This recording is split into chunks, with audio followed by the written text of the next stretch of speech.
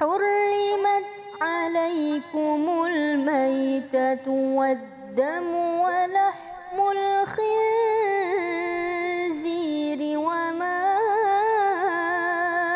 أهل لغير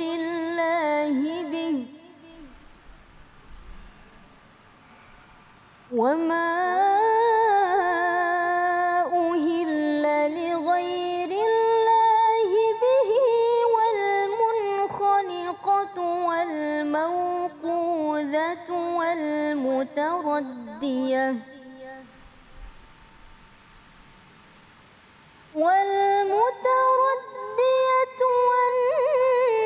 والنطيحة وما أكل السبع إلى ما ذكيتم وما ذبح على النصب وأن تستقسموا بالأزلام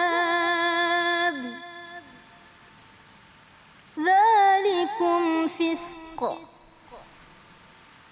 اليوم يئس الذين كفروا من دينكم فلا تخشوهم واخشون اليوم أكملت لكم دينكم وأتممت عليكم نعمتي ورضيت لكم الإسلام دينا فمن اضطر في مخمصة غير متجانف لإثم فإن الله غفور رحيم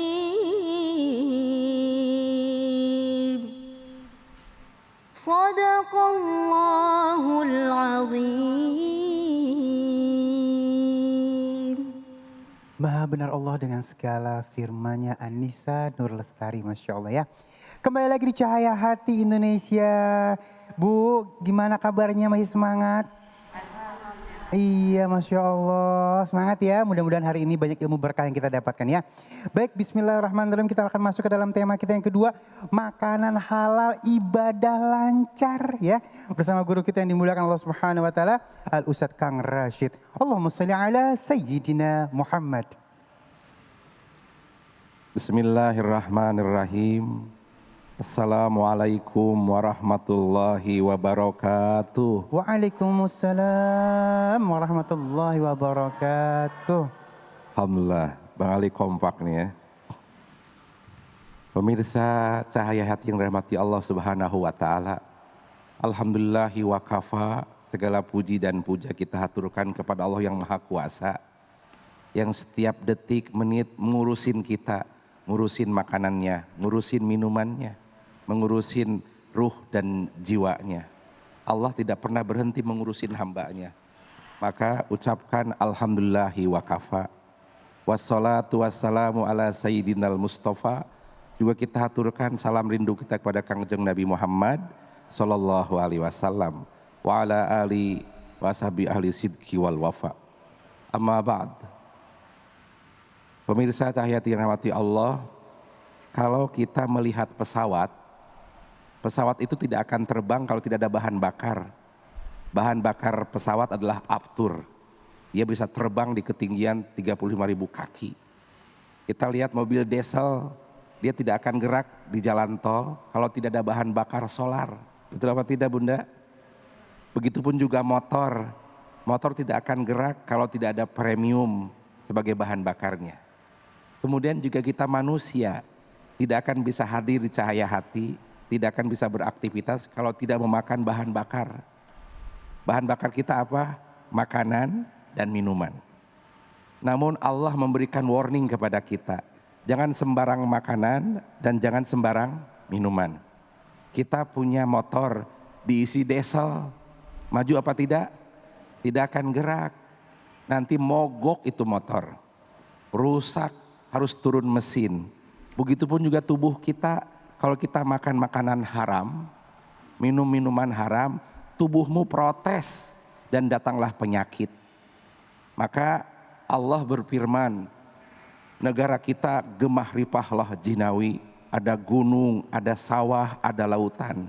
Lautan menghidangkan ikan, kemudian sawah menghidangkan padi, kemudian gunung menghidangkan buah-buahan, juga binatang ternak. Tetapi konsumsilah makanan itu yang terbaik di muka bumi ini.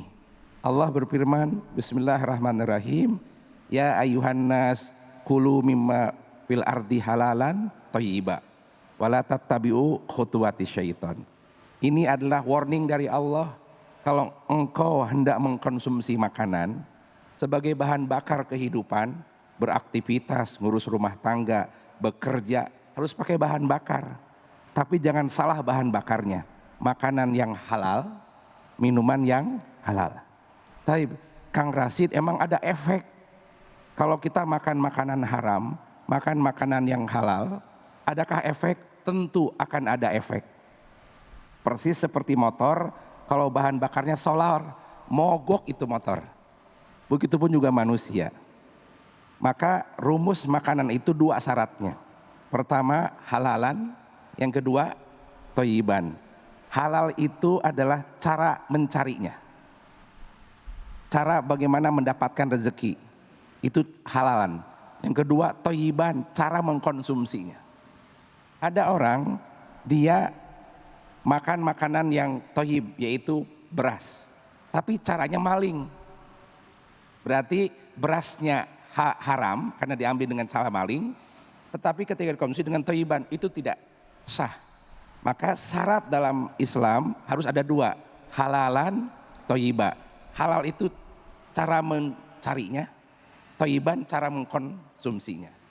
Thayyib itu adalah pesan Allah Subhanahu wa taala kepada kita.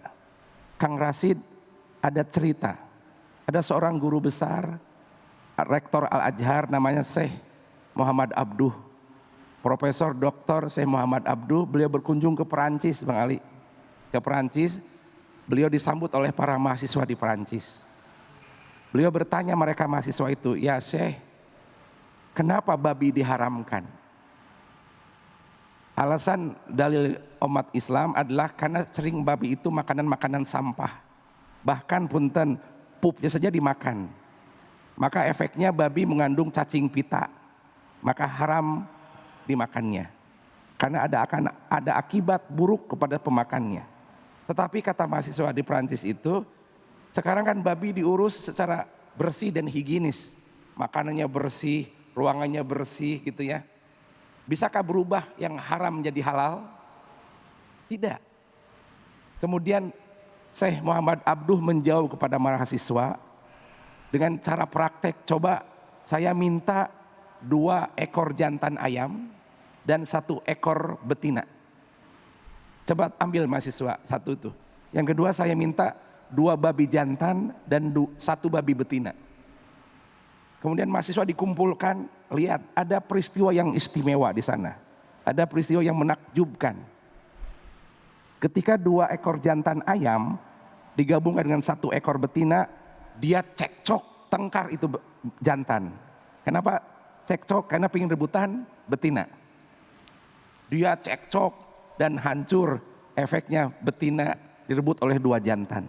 Tetapi kalau babi, 2 jantan babi dengan 1 betina babi digabungkan, dia diam-diam saja, nggak cekcok. Babi jantan mendatangi babi betina dibantu oleh jantan yang lain. Itu karakter babi. Maaf sekali, kata Syekh Muhammad Abduh, itulah jika kita makan makanan yang haram, berefek kepada perilaku, berefek kepada tindak tanduk akhlak si pemakannya. Orang yang sering makan babi, hilang girahnya, hilang cemburunya. Maka lihat orang-orang yang sering makan babi, ada istrinya dipeluk oleh laki-laki lain, gak cemburu dia. Dia punya putri mahasiswi gitu, dipeluk oleh teman-temannya, gak cemburu. Sebab hilang cemburu di hatinya, gara-gara makanan haram. Maka pastikan, maka ada seorang sahabat Nabi namanya Sa'ad bin Abi Waqqas. Sa'ad bin Abi Waqqas ditanya, beliau doanya selalu mustajab. Sa'ad bin Abi Waqqas itu ditanya oleh para sahabat, wahai Sa'ad bin Abi Waqqas, apa sih resepnya doa kamu segera dijawab oleh Allah? Bunda, ayahanda, pemirsa cahaya hati mati Allah, dengarkan jawaban Sa'ad bin Abi Waqqas radhiyallahu anhu. Tustajabu da'watuka min ashabi Rasulullah sallallahu alaihi wasallam. Kenapa Sa'ad bin Abi Waqqas doanya segera dijawab oleh Allah? Apa jawaban Sa'ad bin Waqqas? Faqala ma rafa'tu ila fami luqmatan illa wa ana alimun bima maji'ah. Saya memastikan terlebih dahulu makanan yang akan masuk kepada mulut saya dipastikan halalnya. Karena itu berefek Bunda Ayahanda, berefek kepada tindak tanduk, berefek kepada ibadah. Maka punten sekali, makanan halal ibadah jadi lancar. Maka pastikan makanan itu kehalalannya. Kang Rasid, punten sekali, apa saja yang diharamkan oleh Allah tentang makanan? Tadi Qari'ah menyebutkan dalam surat, menyampaikan Bismillahirrahmanirrahim, innamal khamru, bahwa innama haramallah minal lahmil hinjir wadami, kemudian wal maitati wa ma uhilla ligairillah. Ada 4 hal yang diharamkan oleh Allah. Pertama, makan bangkai, itu haram. Yang kedua, makan darah, suka dibikin marus gitu ya. Yang ketiga, makan daging babi, lahmal hinjir. Dan yang keempat, makanan yang disembelih tanpa menyebut nama Allah. Ayam halal, sapi halal, kambing halal. Tetapi kalau cara menyembelihnya tidak menyebut nama Allah, menjadi haram itu. Maka punten sekali efeknya, maaf sekali, ada para peneliti dari Jerman, ada orang makan ayam yang sembelihannya tidak menyebut nama Allah, karakter ayam masuk kepada pemakannya. Maka oleh karena itu izin sekali, kalau doamu ingin segera dijawab oleh Allah, atib mat amaka tustajaba da'wataka. Kata Rasulullah SAW, atib mat amaka tustajaba da'wataka. Perbaiki makananmu, maka engkau akan dikabulkan doamu. Berapa banyak doa itu ditolak oleh Allah? Karena makanannya haram, pakaiannya haram, kemudian ruangannya ruangan haram. Maka perbaiki makanan berefek kepada dikabulkannya doa dan ibadah kita. Oleh karena itu, maka makanan halal berefek kepada ibadah lancar. Allah Subhanahu wa taala menegaskan kepada kita, makanlah makanan yang halal. Kulu mimma fil ardi halalan thayyiba wala tattabi'u khutuwati syaitan. Makanlah makanan yang halal dan thayyib. Janganlah dengar bisikan-bisikan setan. Wala tattabi'u khutuwati syaitan. Sebab punten, setan itu suka berbisik. Minumlah itu minuman, padahal itu haram. Gak apa-apa, cuman 1 seloki saja. Gak apa-apa makan babi, karena cuma sedikit saja. Itu bisikan setan. Sebab punten, kata Sayyidina Abu Bakar Siddiq, kalau kita makan makanan haram 1 titik saja, maka 40 hari doa ditolak oleh Allah. Na'udzubillahi min dzalik. Maka yuk pastikan makanan minuman yang kita konsumsi makanan yang halal. La haula wala quwata illa billah. Masya Allah, baik guru. Memang kadang-kadang apa ya, kadang-kadang kita sendiri yang bikin abu-abu semuanya ya. Sebenarnya yang halal hak adanya, yang haram hak adanya. Cuman kadang-kadang dengan kepintaran kita menjadi akhirnya membodohi diri kita sendiri. Segala sesuatu yang haram diabu-abuin, yang halal diabu-abuin, ini yang bahaya guru ya. Baik, Masya Allah ya. Dan jamaah yang dimuliakan Allah Subhanahu wa taala, terima kasih guru, ilmunya ini penting banget buat kita. Apalagi tadi ada beberapa contoh yang sangat penting banget buat pegangan kita ya. Kita akan masuk ke dalam tema kita yang terakhir nih ya. Ini juga korelitasnya atau connecting dengan yang sebelumnya ya. taubat yang diulang-ulang. Boleh gak sih? Nanti insya Allah akan dibahas oleh guru kita yang dimuliakan Allah Subhanahu Wa Taala, Al Ustadz Ahmad Ja'far. Jangan kemana-mana, tetap bersama kami di Cahaya Hati Indonesia.